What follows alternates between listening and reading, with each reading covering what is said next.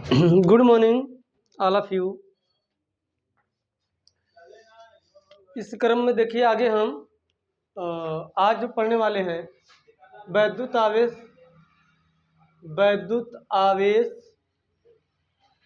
तथा क्षेत्र, ये चल रहा है वैद्युत आवेश तथा क्षेत्र।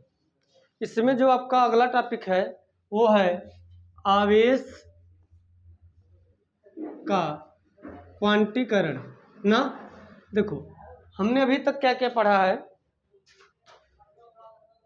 पूरा चैप्टर जितने थे उसमें जितने भी चैप्टर थे सबका इंट्रोडक्शन हमने देख लिया ना, किस चैप्टर में क्या क्या है। उसके आगे हमने देखा वैद्युत आवेश तथा क्षेत्र में पहला जो टॉपिक था वैद्युत आवेश था, उसको भी देख लिया। आवेश की विधियां हमने देख लिया। आवेश की 3 विधियां होती है, मैंने बताया था, घर्षण द्वारा आवेशन, प्रेरण द्वारा आवेशन, चालन द्वारा आवेशन। इतना देखने के बाद हमने जो इलेक्ट्रॉन का जो मूलभूत गुण था उसको भी हमने देखा। आवेश का उत्तरदायी कौन होता है इसको भी हमने देखा। उसके बाद जो था इलेक्ट्रॉन का जो क्वांटीकरण जो किया गया, इलेक्ट्रॉन को जो तोड़ा गया, तो उसमें 2 चीज़ें आई, इलेक्ट्रॉन को तोड़ने पर, प्रोटॉन को तोड़ने पर, न्यूट्रॉन को तोड़ने पर। तो वो जिनसे मिलकर बने थे जिसको हम क्वार्क कहते हैं वो भी हमने देख लिया। इतनी चीज़ें अभी तक हमने पढ़ा है, ठीक है। अब इसमें आता है आवेश का क्वांटीकरण। ये है क्या? आवेश का क्वांटीकरण ये महत्वपूर्ण कॉन्सेप्ट है, बिना इसके हम आवेश में कुछ भी नया टॉपिक नहीं पढ़ सकते। यानी कि इसके लिए आवेश का क्वांटीकरण जानना हमें बहुत जरूरी है। इससे आपको एक सीख मिलेगी कि वाकई में आवेश के लिए उत्तरदायी इलेक्ट्रॉन ही है कि और कोई है। बात समझ में? तो आवेश का क्वांटीकरण क्या है, तो यहाँ पर देखते हैं क्वांटीकरण का जो शब्द बना है वो क्वांटा से बना है ना। जो आवेश का क्वांटीकरण का जो शब्द है ना वो क्वांटा से मिलकर बना है ना। और क्वांटा का अर्थ होता है पैकेट, यानी कि आवेश का पैकेट। इसका मतलब यही हुआ कि आवेश का पैकेट, यानी कि आवेश एक बंडल के रूप में हम कह सकते हैं, एक पैकेट के रूप में हम कह सकते हैं ना, जो कि उसी रूप में वो चलेगा। जैसे मान लो क्वांटीकरण को अगर हम अलग से समझे, जैसे मार्केट में कोई भी सामान लेने के लिए आप गए, चाहे सेलफोन हो गया ना, चाहे आपका चार्जर हो गया, कुछ भी आप लेने के लिए गए, कोई भी एक सामान लेने के लिए गए XYZ ना, कुछ भी सामान लेकर गए। अब आप जाए और कहिए उससे कि आप मोबाइल को आप खोलकर हमको दे दीजिए, क्या कोई नई मोबाइल खोलकर आपको देगा? कभी नहीं देगा, क्योंकि उसको बनाने वाली जो कंपनी है उसको क्या किया है, उसका क्वांटीकरण करके दिया है ना। आप कोई भी सामान लेने के लिए जाइए, जैसे आप बिस्किट का पैकेट लेने के जाइए, साबुन का पैकेट लेने के लिए जाइए ना, उसका भी क्वांटीकरण का मतलब क्या होता है, पैकेट ना। हर एक सामान आपको क्या कैसे देगा, उसका क्वांटीकरण करके देगा, उसका बंडल के रूप में देगा, उसके पैकेट के रूप में देगा, कभी आपको खोल कर नहीं देगा। कोई भी एक सामान लेने के लिए गए ना, अगर मैन्युफैक्चर वाली कंपनी अगर उसका क्वांटीकरण पैकेट के रूप में दिया है तो पैकेट के रूप में ही देगा ना, अगर खोल कर उसको क्वांटीकरण करके दिया है तो खोल कर ही देगा। उसी प्रकार आवेश है, आवेश का जो क्वांटीकरण है, आवेश का जो क्वांटीकरण है वो पैकेट के रूप में, उसके मतलब कि मौलिक कणों के रूप में है ना। जैसे आवेश का क्वांटीकरण के रूप में उसका मौलिक कण क्या है, उसका मौलिक जो कण है वो क्या है बताओ, इलेक्ट्रॉन है। उसका मौलिक कण क्या है, इलेक्ट्रॉन है ना। यानी आवेश का जो मौलिक कण है वो इलेक्ट्रॉन है ना।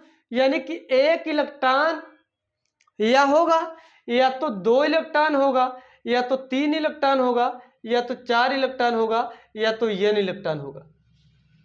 और मैंने बताया है कि एक इलेक्ट्रॉन का मतलब होता है 1.6 × 10⁻⁻19 कूलाम। अगर किसी भी वस्तु से अगर एक इलेक्ट्रॉन निकल रहा है, मतलब उस वस्तु से 1.6 × 10⁻19 कूलाम आवेश निकल रहा है और 9.1 × 10⁻31 किग्रा आवेश द्रव्यमान निकल रहा है। समझिएगा, अगर किसी भी वस्तु से एक इलेक्ट्रॉन निकल रहा है, इसका मतलब यह है कि उस वस्तु से 1.6 गुणे 10⁻19 कूलम ऋणावेश निकल रहा है, या 9.1 गुणे 10⁻31 किग्रा द्रव्यमान उसके साथ में निकल रहा है। क्योंकि मैंने बताया है इसके पिछले वाले वीडियो में, मैंने बताया है कि अगर आवेश का उत्तरदायी इलेक्ट्रॉन होता है और बिना द्रव्यमान का आवेश नहीं हो सकता, लेकिन हाँ बिना आवेश का द्रव्यमान हो सकता है, जैसे कि न्यूट्रॉन। क्या? बिना आवेश का द्रव्यमान हो सकता है जैसे कि न्यूट्रॉन। न्यूट्रॉन के लिए मैंने बताया था कि देख सकते हैं इसका द्रव्यमान, इसका देखा जाए तो आवेश नहीं है, क्योंकि परमाणु क्रमांकों की संख्या बराबर इलेक्ट्रॉनों की संख्या बराबर प्रोटॉनों की संख्या ना, तो आवेश ना, और ये 0 है, यानी कि द्रव्यमान यहाँ पर देखो, द्रव्यमान यहाँ पर है लेकिन यहाँ पर आवेश नहीं है ना, यहाँ पर आवेश नहीं, यहाँ पर द्रव्यमान है, यानी कि आवेश के लिए उत्तरदायी कौन होता है? इलेक्ट्रॉन होता है। इलेक्ट्रॉन का द्रव्यमान होता ही होता है ना, तो किसी वस्तु से अगर एक इलेक्ट्रॉन निकलेगा तो उससे द्रव्यमान भी साथ में ही साथ इतना द्रव्यमान भी निकलेगा। अगर 2 इलेक्ट्रॉन निकला तो 2 का मल्टीप्लाई कर दो, इतना द्रव्यमान निकला। 3 इलेक्ट्रॉन निकला, 3 से मल्टीप्लाई कर दो। 4 निकला, 4 से मल्टीप्लाई कर दो। 5 निकला, 5 से मल्टीप्लाई कर दो ना।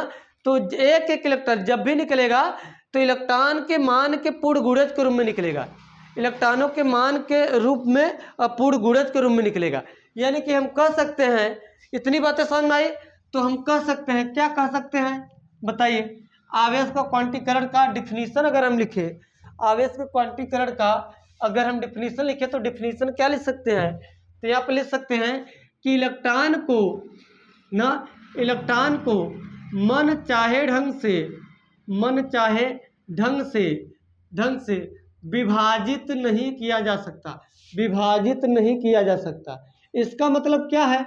देखिए, आपको रटने की जरूरत फिजिक्स में है ही नहीं, पहले आप समझ लीजिए। अगर आप समझ लेंगे तो आप अपने हिसाब से डिफिनीशन बना सकते हैं, क्योंकि ये कोई आकाशवाणी नहीं हुआ कि वहां से मतलब कि ब्रह्मा विष्णु महेश ये वहां से आकाशवाणी कर दिए कि नहीं आपको यही बोलना है। नहीं, सारी चीजें आर्टिफिशियल है। साइंस में सारी चीजें क्या है? आर्टिफिशियल है ना। मानव ने उसको क्या किया है? उसका एनालिसिस किया है, उसका क्या किया उन्होंने? एनालिसिस किया, उसका परीक्षण किया, उसको समझा, उसका प्रयोग किया और इस नतीजे पर पहुंचे कि इसका डिफिनीशन यही होना चाहिए ना, क्योंकि इसका फॉलो भी कर रहा है।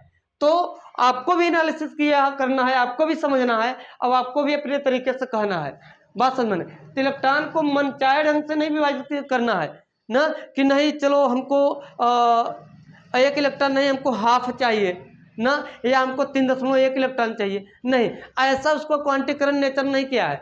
नेचर ने जो उसका क्वांटीकरण किया है, नेचर ने जो उसका क्वांटीकरण किया है, वो किस प्रकार का क्वांटीकरण किया है? पूर्ण इलेक्ट्रॉन के मान के पूर्ण गुणज के रूप में किया है। यानी कि इलेक्ट्रॉन को अपने तरीके से विभाजित नहीं कर सकते, इलेक्ट्रॉन को अपने तरीके से विभाजित नहीं कर सकते ना। तो कैसे कर सकते हैं ना? तो इलेक्ट्रॉन को मनचाहे ढंग से विभाजित नहीं किया जा सकता है। इसे इलेक्ट्रॉन के मान के पूर्ण गुणज के रूप में होता है, पूर्ण गुणज के रूप में होता है ना।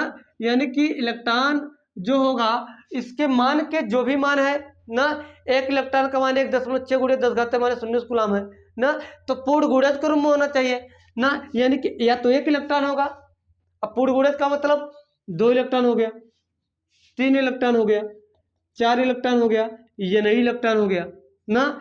और यही इलेक्ट्रॉन आवेश का उत्तरदायी होता है। अगर एक इलेक्ट्रॉन है तो क्यू बराबर ये हो जाएगा, क्योंकि इलेक्ट्रॉन ही आवेश का उत्तरदायी है ना। यानी कि क्यू, आवेश को हम क्यू से लिखते हैं, बताया है ना। या तो क्यू बराबर ये हो जाएगा, या तो क्यू बराबर 2 हो जाएगा, या तो क्यू बराबर 3 हो जाएगा, या तो क्यू बराबर 4 हो जाएगा। अगर एन इलेक्ट्रॉन निकल रहा है तो क्यू बराबर ये नहीं हो जाएगा ना, क्योंकि आवेश को हम क्यू से लिखते हैं। अगर एक इलेक्ट्रॉन है तो क्यू का मान ही के बराबर हो जाएगा, इतना ही आवेश होगा। अगर 2 इलेक्ट्रॉन है तो क्यू बराबर 2 हो जाएगा। अगर 3 इलेक्ट्रॉन है तो क्यू बराबर 3 हो जाएगा। अगर 4 इलेक्ट्रॉन है तो क्यू बराबर 4 हो जाएगा। अगर 5 इलेक्ट्रॉन निकल रहा है क्यू बराबर 5। अगर मान लो एन इलेक्ट्रॉन निकल रहा है तो क्यू बराबर ये नहीं, यही सूत्र है ना। तो इस सूत्र से हम क्या निकालते हैं, इलेक्ट्रॉन की संख्या निकाल सकते हैं ना, और खुद उसका मान निकाल सकते हैं कितना आवेश है। तो Q बराबर ये नहीं से हम उसके मानों को निकाल सकते हैं। चीजें समझ में आई, इतनी बातें समझ में आई कि इलेक्ट्रॉन को मनचाहे ढंग से विभाजन नहीं कर सकते कि हमको इतना ही मर्जी हमें को आवेश चाहिए, तो नहीं, आपको पूर्ण गुणज के रूप में ही चाहिए। अगर इलेक्ट्रॉन किसी वस्तु से निकल रहा है, समझेगा, अगर इलेक्ट्रॉन किसी वस्तु से निकल रहा है ना, तो उस वस्तु पर धनावेश आएगा, क्योंकि सामान्यतः कोई भी वस्तुएं ना इस नेचर में सामान्यतः देखा जाए तो न्यूट्रल अवस्था में रहती है। मतलब इलेक्ट्रॉन की संख्या और प्रोटॉन की संख्या, दोनों संख्या जो होती है वो बराबर होते हैं ना। अगर एक इलेक्ट्रॉन निकल रहा है उस वस्तु से, मतलब उतना ऋणावेश निकल गया, यानी कि उस पर उतना धनावेश आ गया। अगर दो इलेक्ट्रॉन निकल गया, मतलब उतना ऋणावेश निकल गया, यानी कि जितना निकला उतना उस पर धनावेश आ जाएगा ना। जैसे मान लो ये वस्तु न्यूट्रल की अवस्था में है, मतलब आवेश इस पर नहीं है, शून्य है ना, आवेश इस पर क्या है, शून्य है ना। और जब आवेश इस पर शून्य है, मतलब ये वस्तु है तो आवेश शून्य है, तो मतलब शून्य उतना धनावेश है उतना इस पर ऋणावेश भी है, और दोनों बराबर है तो शून्य हो गया।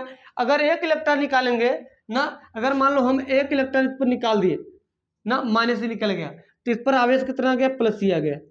दो इलेक्ट्रॉन निकाल दिए ना, तो इस पर दो प्लस आ गया ना। तीन इलेक्ट्रॉन निकाल दिए, मतलब इस पर तीन प्लस हो जाएगा, तीन प्लस, अगर माइनस तीन ही निकला तो प्लस तीन ही हो जाएगा, माइनस चार ही निकला तो प्लस चार ही हो जाएगा ना, क्योंकि ये शुरू में शून्य था ना। जब ये शुरू में शून्य था,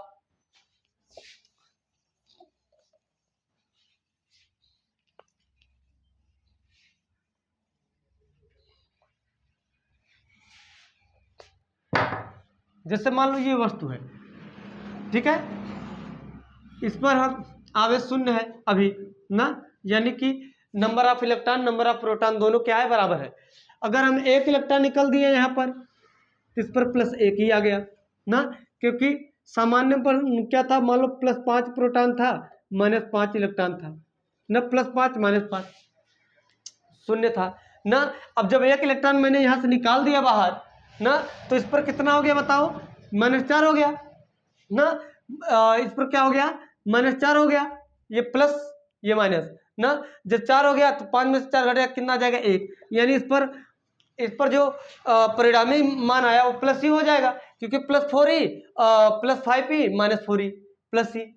तो हमने 3 इलेक्ट्रॉन निकाल दिया ना, जब 3 इलेक्ट्रॉन निकाल दिया तो 5 था, तो कितना बचा, 2 बचा, तो 5 ही में से 2 ही घट गया ना, तो कितना आ जाएगा, 3 ही आ जाएगा ना। 3 इलेक्ट्रॉन निकला तो 3 ही प्लस, क्योंकि आप बीजगणितीय योग से आप निकाल सकते हैं, 5 ही में से 2 ही घट जाएगा तो 3 ही निकल आएगा ना। तो 3 इलेक्ट्रॉन मैंने निकाला तो 3 प्लस बचेगा ना। तो जितना आप निकालोगे उसका अपोजिट उतना इस पर क्या आएगा, पॉजिटिव आएगा। बात समझ, क्योंकि इलेक्ट्रॉन कैसा है, उसका नेचर कैसा है, ऋण आवेशित है, तो ऋण आप कम कर रहे हैं तो धन ही आपका क्या होगा, प्रभावी होगा ना। तो ये रहा आपका क्या, आवेश का क्वांटीकरण ना, आवेश का क्वांटीकरण।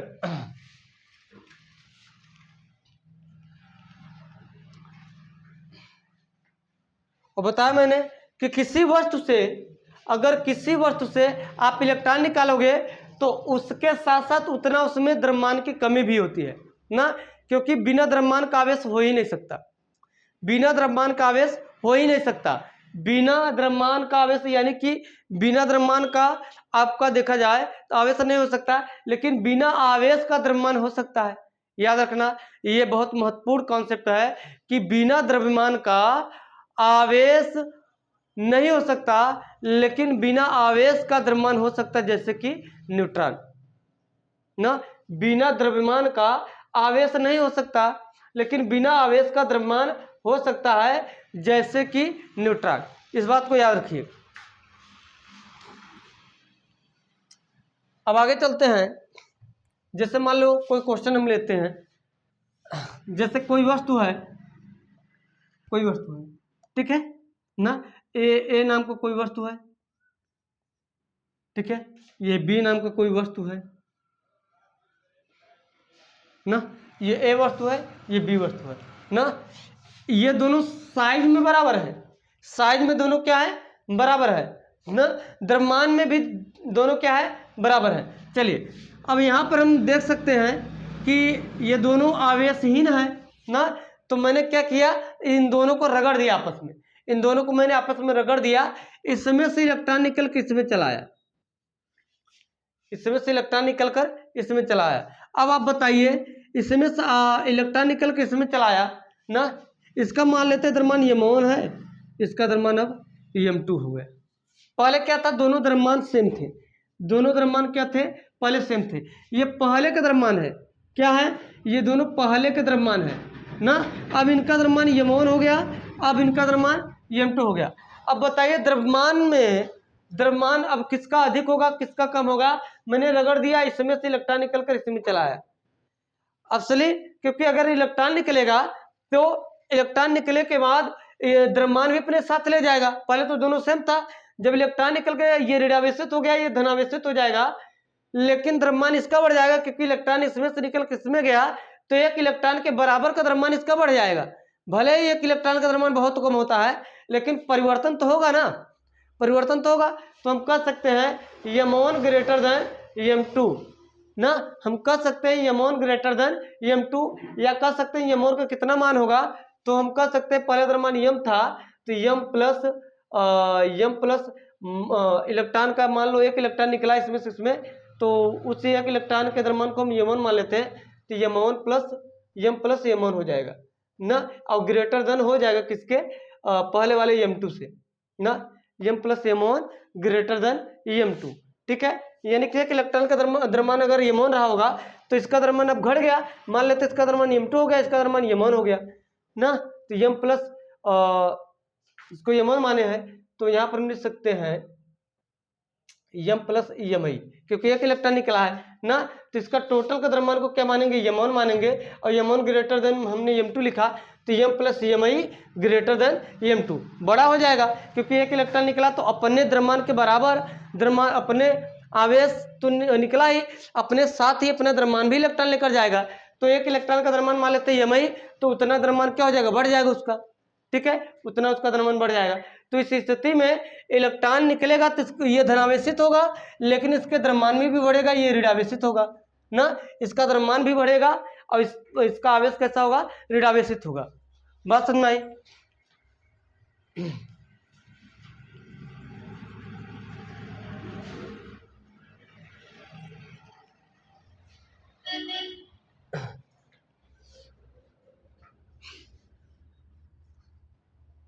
चलिए जैसे हम कह सकते हैं कि किसी वस्तु पर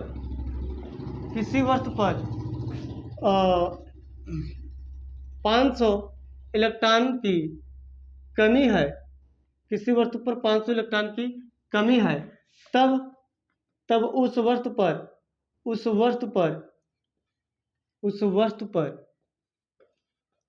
कितना आवेश होगा, तथा प्रकृति भी बताइए, ठीक है। तो क्वेश्चन है किसी वस्तु पर 500 इलेक्ट्रॉन की कमी है ना, 500 इलेक्ट्रॉन की कमी है, तब उस वस्तु पर कितना आवेश होगा तथा प्रकृति भी बताइए। हम आपको साथ ही साथ डेरिवेशन भी कराते चलेंगे, साथ ही साथ न्यूमेरिकल भी कराते चलेंगे। बाकी आपको जो दिक्कत होगी क्वेश्चन को, तो उसको आप कमेंट कर सकते हैं, बता सकते हैं, ठीक है, कि किसी वस्तु पर 500 इलेक्ट्रॉनों की कमी है, तब उस वस्तु पर कितना आवेश होगा तथा प्रकृति भी बताइए। या तो आप इस नंबर पर आप कॉल नहीं कर सकते, इस पर आप व्हाट्सअप कर सकते हैं, ठीक है, इस पर आप व्हाट्सअप कर सकते हैं। तो किसी वस्तु पर 500 इलेक्ट्रॉनों की कमी है, तब उस वस्तु पर कितना आवेश होगा, तब उसके साथ साथ उसकी प्रकृति भी बताइए। तो प्रकृति क्या बताएंगे, इसकी प्रकृति कैसे होगी, सीधा सीधा बता सकते हैं कि अगर 500 इलेक्ट्रॉन की कमी है तो स्पष्ट है इलेक्ट्रॉन की कमी है तो मतलब धनावेशित होगा। इलेक्ट्रॉन की कमी है तो आप क्या कर सकते हैं बताइए इसको, अगर इलेक्ट्रॉन की कमी है तो क्या होगा, धनावेशित होगा, क्योंकि इलेक्ट्रॉन की कमी किसको दर्शाता है बताओ। अगर मैंने अभी बताया कि इस वस्तु से अगर इलेक्ट्रॉन निकला ना, मतलब माइनस निकला, अगर माइनस निकला तो इस पर क्या होगा, प्लस होगा, अगर इस वस्तु से माइनस निकला तो इस पर क्या होगा, प्लस होगा। बात समझ में नहीं, क्या होगा इस पर प्लस होगा। क्लियर है। चलिए, तो 500 अगर इलेक्ट्रॉनों की कमी है तो स्पष्ट है कि 500 धनावेश इस पर आ जाएगा ना। चलिए, इस पर कितना आ जाएगा, 500 धनावेश आएगा कि नहीं आएगा ना। और एक इलेक्ट्रॉन निकलने पर अगर एक धनावेशित होता है तो एक धनावेश का मान कितना होता है, जितना एक ऋणावेश का मान होता है। अगर एक ऋणावेश का मान -1.6 × 10⁻19 कूलम है ना, तो उतना ही धनावेश भी आएगा 1.6 × 10⁻19। अगर 500 इलेक्ट्रॉन की कमी है तो 500 धनावेश आएगा ना। तो सीधा सीधा कर सकते हैं 500 धनावेश, तो 500 गुणे 1.6 × 10⁻19 ना, 500 धनावेश हो गया। और एक धनावेश का मान कितना होता है, 1.6 × 10⁻19। हल कर लोगे उतना आवेश हो जाएगा। बस आप किसी भी तरीके से आप लगा सकते हैं, ठीक है, आप किसी भी तरीके से लगा सकते हैं, बट आपका विजन क्लियर होना चाहिए, आपका कॉन्सेप्ट क्लियर होना चाहिए। जरूर नहीं कि हम सूत्र ही रटेंगे तभी आएगा, ऐसी कोई बात नहीं है। आपका विजन क्लियर होना चाहिए, आपका कॉन्सेप्ट क्लियर होना चाहिए। आपको क्वेश्चन कैसे भी अपने मन में भी लगा सकते हैं, ठीक है। तो यहाँ पर 500 गुणे 1.6 × 10⁻19, 1.6 गुणा 5 में कर दो ना, 1.6 गुणा 5 में कर दो, 16×5 = 80, यानी कि 8 आ गया ना, एक दशमलव लग जाएगा। डबल जीरो यहाँ पर है, 10⁻19 है, कितना हो जाएगा, 10⁻17 कूलम आवेश हो जाएगा ना। चाहे ऐसे करो, चाहे आप क्यू बराबर या नहीं जो जानते हो, तो क्यू जेन का मान कितना है बताओ, 500, ई का मान 1.6 × 10⁻19, वही सारी चीजें है ना। चलिए, 1.6 गुणा 5 में करो, कितना आ गया, 16×5 = 80, यानी 8, डबल जीरो 10⁻19, यानी 10⁻17। बात समझानी, यानी कि आवेश कितना आ जाएगा, 8 × 10⁻17 कूलम का आवेश होगा। और साथ साथ प्रकृति कैसे होगी, धनावेशित होगी ना। चाहे ऐसे आप समझो, चाहे ऐसे आप समझो, ठीक है।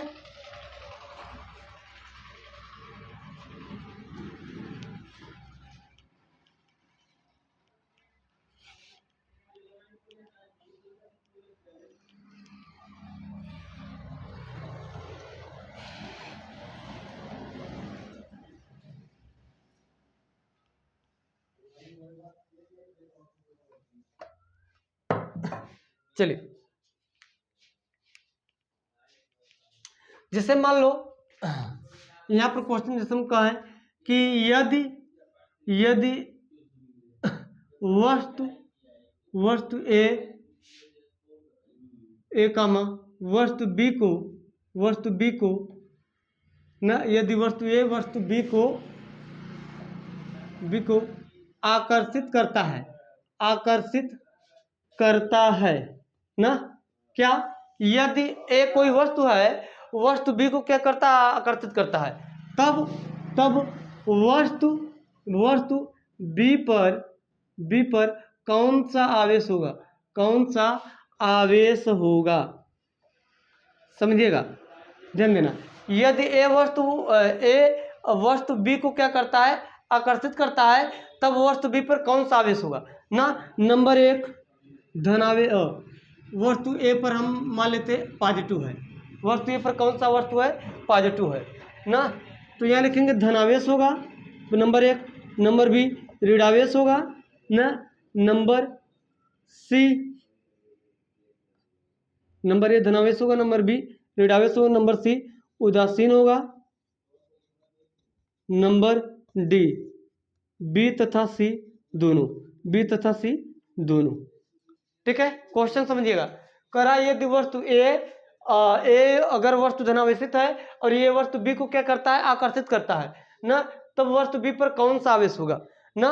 वस्तु बी पर कौन सा आवेश होगा ये आपको बताना है। अगर वस्तु ए धनावेशित है, वस्तु बी अगर ऋणावेशित है, तो सी उदासीन होगा या बी तथा सी दोनों होगा, ये आपको बताना है। तो यहाँ पर समझिएगा, यहाँ पर आपको समझना है, आप डायरेक्टली कोई टिक नहीं मार दोगे कि ये धनावेशित है तो ऋणावेशित ही आंसर हो जाएगा, नहीं।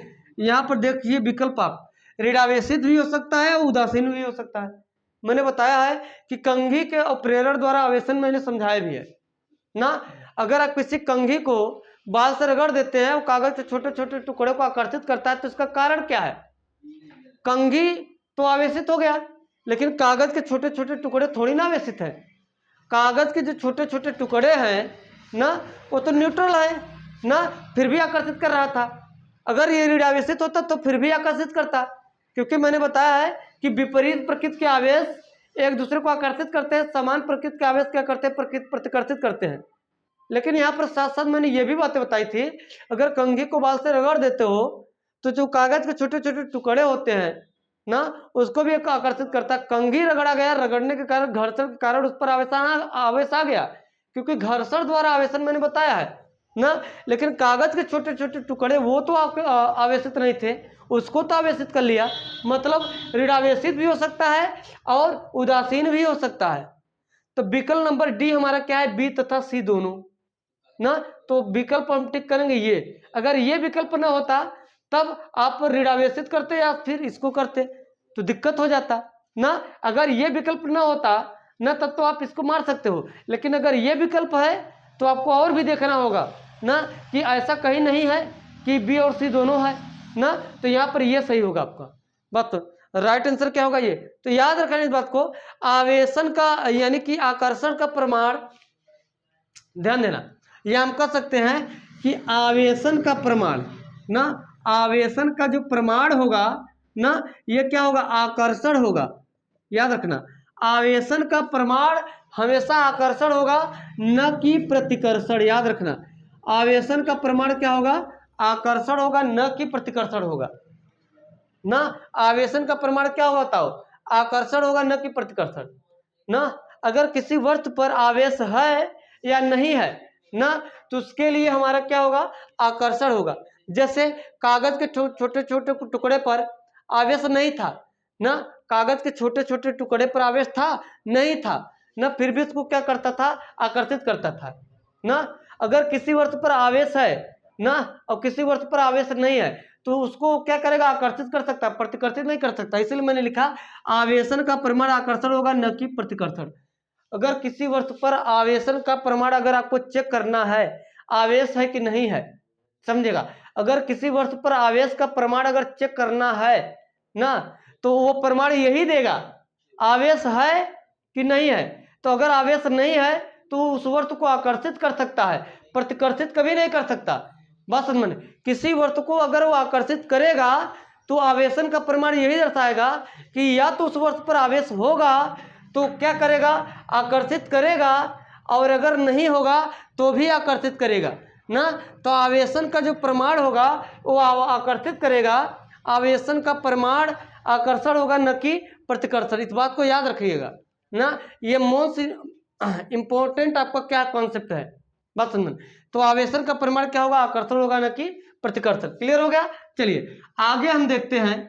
अगर मान लो इसी क्वेश्चन में अगर हम वस्तु की जगह क्या कर दें, वस्तु की जगह अगर हम कण कर दें, ध्यान देना, अगर हम इसी वस्तु को यहाँ पर कण की जगह क्या कर दे, वस्तु की जगह क्या कर दे, कण कर दे ना, तो वस्तु ए वस्तु बी को क्या करता, आकर्षित करता, कण ए कण बी को, कण ए कण बी को आकर्षित करता है। तब वस्तु पर क्या होगा, कौन सा आवेश होगा, ये पूछ रहा, वस्तु बी पर कौन सा आवेश होगा।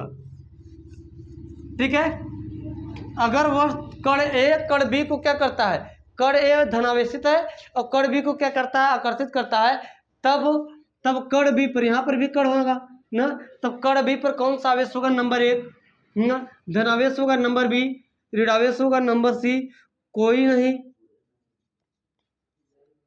ना, मतलब कोई आवेश नहीं होगा। मान लेते हैं चौथा विकल्प, इनमें से कोई नहीं, आवेशहीन हम कह सकते हैं, यहाँ पर आवेशहीन लिख देते हैं।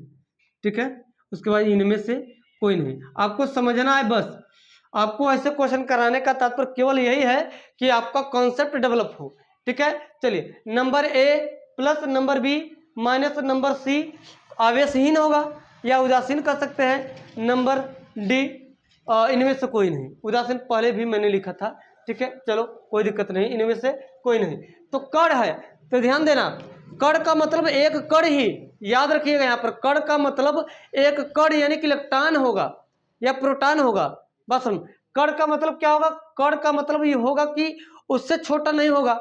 मैंने आवेश का क्वांटिटी बताया, उससे छोटा आप नहीं कर सकते, उसको तोड़ मरोड़ नहीं सकते बात समझ में? अगर कण है, अगर आवेश है तो यही कण होगा ना, उसको आप और तोड़ दोगे तो क्वार्क में आ जाएगा ना, और वो अस्थायी कण के रूप में आ जाएगा ना, जबकि आवेश के लिए आवेश का क्वांटीकरण का नियम फेल हो जाएगा फिर, क्योंकि आवेशन के लिए इलेक्ट्रॉन से छोटा नहीं कर सकते आप ना, इलेक्ट्रॉन से छोटा नहीं कर सकते अगर आवेश आपको चाहिए ना, तो यानी कि कण है तो इससे छोटा नहीं ना, तो कण ए कण बी को क्या करता है, आकर्षित करता है।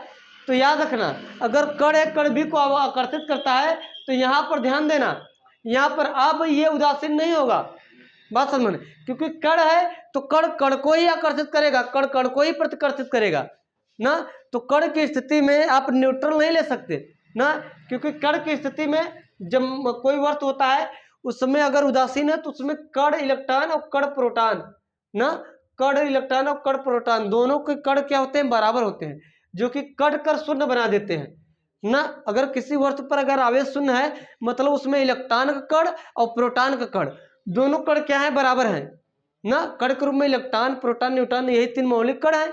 अगर कण की बात किया जाएगा या तो इलेक्ट्रॉन होगा या तो प्रोटॉन होगा आवेश की स्थिति में ना, अगर वो इलेक्ट्रॉन होगा तो ऋणावेश होगा, अगर प्रोटॉन होगा तो धनावेश होगा, बात समझना है। अगर इलेक्ट्रॉन होगा तो ऋणावेश होगा, अगर प्रोटॉन होगा तो धनावेश होगा ना, तो कण की स्थिति में। तो यहाँ पर ध्यान देना, अगर कण ए है धनावेश है तो मतलब प्रोटॉन होगा, और अगर इसको आकर्षित कर रहा है, अगर आकर्षित कर रहा है तो क्या होगा बताओ, इलेक्ट्रॉन होगा। यानी कि आंसर क्या होगा आपका, विकल्प नंबर 20 सही होगा ना। तो क्या होगा बताओ, अगर ये वाला कण धनावेशित है, अगर किसी कण को आकर्षित कर रहा है तो स्पष्ट है वो कण क्या होगा, ऋणावेशी होगा, और दूसरा नहीं हो सकता। इस बात को क्लियर हो गया ना। तो कण बी पर कौन सा आवेश होगा, तो कण बी पर ऋणावेश होगा, धनावेश होने का कोई सवाल ही नहीं है, उदासीन होने का कोई सवाल ही नहीं। अगर उदासीन होता तो वस्तु होता, क्योंकि वस्तु की स्थिति में ही इलेक्ट्रॉन प्रोटॉन दोनों हो सकते हैं, वस्तु की स्थिति में ही इलेक्ट्रॉन और प्रोटॉन दोनों हो सकते हैं, और कण तो अपने आप में अकेला रहेगा जो कि मौलिक कण है, बात समझ आई। तो यहाँ पर क्या होगा, विकल्प नंबर 20 सही हो जाएगा।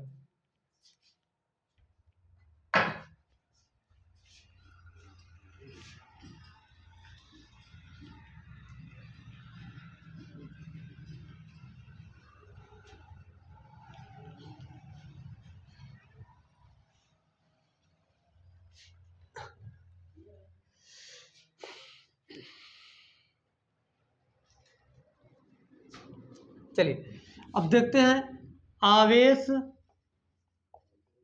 संरक्षण का सिद्धांत, आवेश संरक्षण का सिद्धांत, आवेश संरक्षण का सिद्धांत।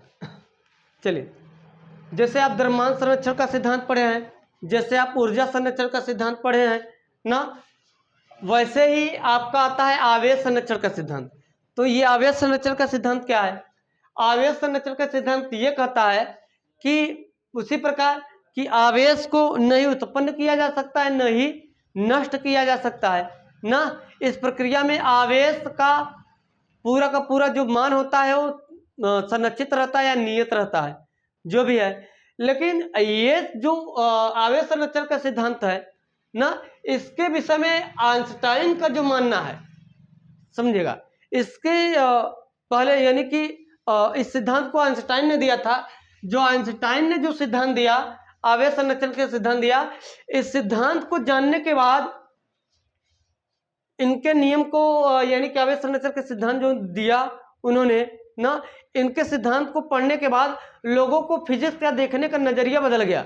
आवेश संरक्षण के सिद्धांत जो आइंस्टाइन ने दिया, क्योंकि इसके पहले लोगों को यही मानना था कि जैसे द्रव्यमान संरक्षण का सिद्धांत है ना, यानी कि अपक्रिया के पहले का पूर्व द्रव्यमान, अपक्रिया के बाद का कुल द्रव्यमान जो रहता है नियत रहता है ना। अपक्रिया के अब जैसे ऊर्जा संरक्षण के सिद्धांत की बात हुआ ना, क्रिया के पहले की कुल ऊर्जा और क्रिया के बाद की कुल ऊर्जा ना, ये भी ऊर्जा क्या रहेगी, नियत रहेगी ना। लेकिन आइंस्टाइन ने जब आवेश संरक्षण का सिद्धांत दिया तो यहाँ से लोगों को नजरिया बदला। तो इस प्रक्रिया में दो चीजें उन्होंने लिया, क्या लिया, युग्म विनाश लिया, क्या लिया, युग्म विनाश लिया, और दूसरा क्या लिया उन्होंने, युग्म उत्पादन लिया। कौन, आइंस्टाइन ने। उन्होंने पूरी दुनिया को समझाया कि ठहरो देखो हम क्या बताने वाले हैं, युग्म विनाश। अब इस युग में विनाश में उन्होंने क्या लिया, दो मौलिक कण लिए जो अपने आप में द्रव्यमान में बराबर थे और लगभग बराबर थे ना, और आवेश में तो बराबर था ही ना।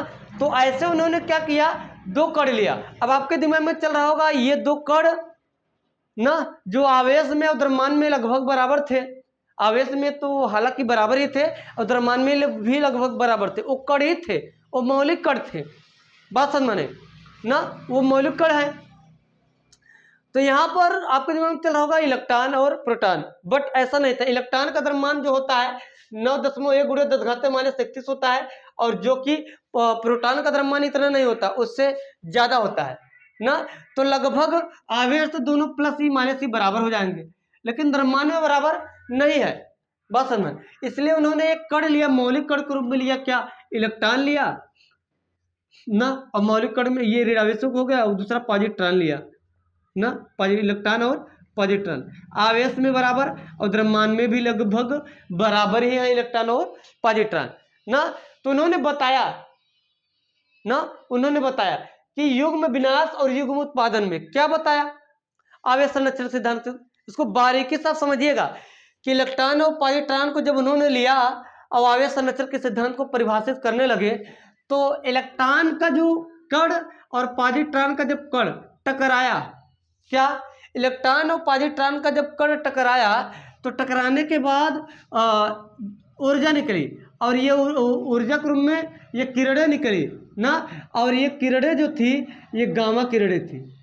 क्या थी, जब टकराया तो क्या निकला, किरणें निकली टकराने के पश्चात ना, और टकराने के पश्चात जब निकला तो गामा किरणें निकली। क्या निकली, गामा किरणें निकली। अच्छा, अब यहाँ समझिएगा, अगर मैं आवेश के घन में, पूरी आवेश के घन में बात करूं, यहाँ पर कुल आवेश क्या होगा, यहाँ पर अगर हम कुल आवेश की बात करें तो कुल आवेश की अगर हम बात करें तो कुल आवेश यहाँ पर क्या है, शून्य है। समझिएगा, यहाँ पर क्या है, कुल आवेश शून्य है। इतनी बातें समझ में आई।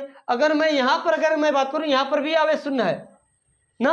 अब यहाँ पर आवेश कैसे शून्य है, इसको तो हम कॉन्सेप्ट से ही समझ सकते हैं ना, कि यहाँ पर शून्य अगर आवेश है तो कैसे शून्य है। तो समझिएगा, गामा क्या है, एक किरण है, एक प्रकार की विद्युत चुम्बकीय तरंगे हैं। क्या, ये क्या है, विद्युत चुम्बकीय तरंगे हैं ना, और तरंगों में द्रव्यमान नहीं होता। क्या, तरंगों में द्रव्यमान नहीं होता है, आपने ठीक सुना, तरंगों में द्रव्यमान नहीं होता है ना, क्योंकि यही बात तो लेकर न्यूटन भी बहुत कंफ्यूज थे, क्योंकि जब लाइट की रिसर्च की जा रही थी, लाइट के विषय में जब डिफिनेशन दी जा रही थी, तो न्यूटन ने यही बताया था कि और जो मतलब कि किसी स्रोत से जब प्रकाश निकलती है तो कण निकलता है। क्या निकलता है, कण, और कणों में द्रव्यमान होता है। मैंने बताया ना, अगर द्रव्यमान होता तो अगर स्पीड, लाइट की स्पीड 3 × 10⁸ मीटर पर सेकंड होती है, लाइट की स्पीड अगर 3 × 10⁸ मीटर पर सेकंड होती है, तो ये इस स्पीड से कोई कण अगर टकराएगा ना, बॉडी से, मस्तिष्क से ना, शरीर में कहीं और टकरा जाए तो ज्यादा फर्क नहीं पड़ता, लेकिन ब्रेन में टकराए, दिमाग में टकराए, तो कोई भी छोटी मोटी चीजें टकराए, आंख में भी टकराए तो फर्क तो पड़ेगा ही ना। यानी कि किरणों में द्रव्यमान नहीं होता ना, और बिना द्रव्यमान का आवेश नहीं होता, मैंने बताया भी ना, बिना द्रव्यमान का आवेश नहीं होता। तो यहाँ पर भी आवेश क्या है, शून्य है, तो देख सकते हैं। अच्छा, और आगे देखें, द्रव्यमान के बारे में बात करूं तो यहाँ पर द्रव्यमान शून्य नहीं है। अगर मैं द्रव्यमान के घर में बात करूं तो यहाँ पर द्रव्यमान शून्य नहीं है ना। कैसे द्रव्यमान शून्य बताओ, इलेक्ट्रॉन और पॉजिट्रॉन भाई बहुत ही कम द्रव्यमान होता है, लेकिन होता है ना, तो यम क्या है, यहाँ पर शून्य नहीं है, लेकिन यहाँ पर यम शून्य है ना, क्योंकि तरंगों में द्रव्यमान नहीं होता ना। अच्छा, यहाँ पर अगर मैं ऊर्जा की बात करूं तो यहाँ पर ऊर्जा शून्य है, लगभग 0 के बराबर है। यहाँ पर जो ऊर्जा है लगभग क्या है बताओ, 0 के बराबर है यहाँ पर ऊर्जा ना। देख सकते हैं यहाँ पर ऊर्जा क्या है बताओ, 0 के बराबर है। ई यहाँ पर देखा जाए क्या है बताओ, 0 है ना, क्योंकि आप जब साइक्लोट्रॉन पढ़ेंगे चुंबक में, तो साइक्लोट्रॉन में वहां पर आपको एक बातें बताई जाएगी, इलेक्ट्रॉन को त्वरित कराया जाएगा ना, इलेक्ट्रॉन को त्वरित कराया जाएगा, बहुत सारी चीजें त्वरित कराया जाएगा। इतना द्रव्यमान कम होता है कि इलेक्ट्रॉन बौड़िया जाता है ना, जैसे बॉर्डर आप सुने होंगे ना, इस प्रकार ना, गांव में आपने देखा होगा ना। तो इसी प्रकार इलेक्ट्रॉन को जब त्वरित कराया जाता है इसका द्रव्यमान इतना कम होता है, क्योंकि आइंस्टाइन ने बताया है कि अगर कोई भी वस्तु प्रकाश के वेग के बराबर तभी गति कर सकता है जब उसकी एनर्जी यानी कि जब उसकी वेलोसिटी जब बढ़ती है ना, उसकी वेलोसिटी बढ़ते बढ़ते उसकी वेलोसिटी एक क्षण ऐसा आएगा कि बॉडी आने लगता है। क्यों? क्योंकि उसका द्रव्यमान इतना कम होता है। लेकिन अगर इस नेचर में भविष्य में कभी भी ऐसा एक्सपेरिमेंट हुआ ना कि किसी भी वस्तु का द्रव्यमान उसको स्पीड उसकी बढ़ते बढ़ते उसकी द्रव्यमान भी अगर बढ़ेगा ना, तो वह वस्तु प्रकाश के वेग के बराबर मोशन कर सकता है, लेकिन ऐसा फिलहाल होना संभव नहीं है अभी तक। बात समझ में। तो अगर ऐसा कभी भविष्य में हुआ कि कोई भी वस्तु उसकी स्पीड बढ़ाते जाओ और उसकी स्पीड बढ़ते बढ़ते एक क्षण ऐसा है उसकी द्रव्यमान घटने के बढ़ने लगे और बढ़ते बढ़ते उसका द्रव्यमान जब बढ़ने लगेगा तो उसकी मोशन में कभी ये पन नहीं आएगा कि उसको वो लहराने लगे या बॉडी आने लगे। बहुत समझ में। तो क्या होगा, उसकी स्पीड बढ़ेगी, प्रायः बढ़ेगी, लेकिन ऐसा नहीं हो सकता क्योंकि इलेक्ट्रॉन का द्रव्यमान इतना कम है और स्पीड बढ़ने लगेगी तो इसका द्रव्यमान क्या होगा, धीरे धीरे उसको हल्कापन का अनुभव होगा, तो इसकी स्पीड उतनी नहीं बढ़ सकती, इसलिए यहाँ पर इसकी एनर्जी क्या होगी, शून्य होगी। लेकिन गामा किरणों की एनर्जी बहुत अधिक होती है। क्या होती है? बहुत अधिक होती है। गामा किरणों की जो एनर्जी होती है वो क्या होती है, बहुत अधिक होती है ना। इसकी एनर्जी इसलिए इतनी अधिक होती है, अगर आप कमरे में है और वहां पर गामा रेज अगर है तो आपको शरीर को काफी ज्यादा क्षति पहुंचा सकता है ना। तो यहाँ पे एनर्जी मैक्सिमम होती है, यहाँ पे एनर्जी क्या हो जाएगी, शून्य हो जाएगी या लगभग शून्य के बराबर। तो इस नियम से आप यही समझ सकते हैं कि आवेश संरक्षण का सिद्धांत यहाँ पर देख सकते हैं कि एनर्जी प्लस यानी कि ऊर्जा प्लस द्रव्यमान का कुल योग संरक्षित रहता है। क्या? ऊर्जा प्लस द्रव्यमान का कुल योग संरक्षित रहता है, न कि आवेश संरक्षित रहता है ना। आवेश फिर भी देख सकते हैं Q बराबर यहाँ पर भी 0 है, टोटल Q बराबर यहाँ पर भी 0 है ना।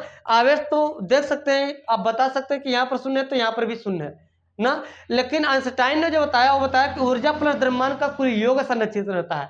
आप ये नहीं कह सकते कि ऊर्जा संरक्षित है। देख सकते हैं ऊर्जा कहाँ संरक्षित है, बताओ। अगर ऊर्जा संरक्षण का नियम अगर सत्य है जो बताया जाता है तो यहाँ पर बताइए ऊर्जा यहाँ पर शून्य है और यहाँ पर ऊर्जा बहुत अधिक है, तो कहाँ ऊर्जा संरक्षित है, बताओ कहाँ पर ऊर्जा संरक्षित है। अगर द्रव्यमान संरक्षण का नियम अगर संरक्षित है तो यम यहाँ पर 0 के बराबर नहीं है और यहाँ पर यम तो 0 है ही, तो कहाँ द्रव्यमान संरक्षण का नियम सत्य है। यानी कि द्रव्यमान संरक्षण का सिद्धांत भी क्या है, गड़बड़ है, जिस हिसाब से बताया जाता है ना। देख सकते हैं अगर लागू है तो सभी जगह लागू होना चाहिए। तो यहाँ पर देख सकते हैं ऊर्जा प्लस द्रव्यमान का कुल योग संरक्षित है, ऊर्जा प्लस द्रव्यमान का कुल योग संरक्षित है, यह संरक्षित है। बोलो क्लियर हुआ? चलिए, तो इतना आपने देखा ना। यहाँ पर जो भी चीजें आपको कहीं भी कंफ्यूज कर रहा तो उसको आप पूछ सकते हैं कल के लेक्चर में, अगर आपको दिक्कत है तो ठीक है। इसके आगे कल चलेगा आपका कूलाम का नियम।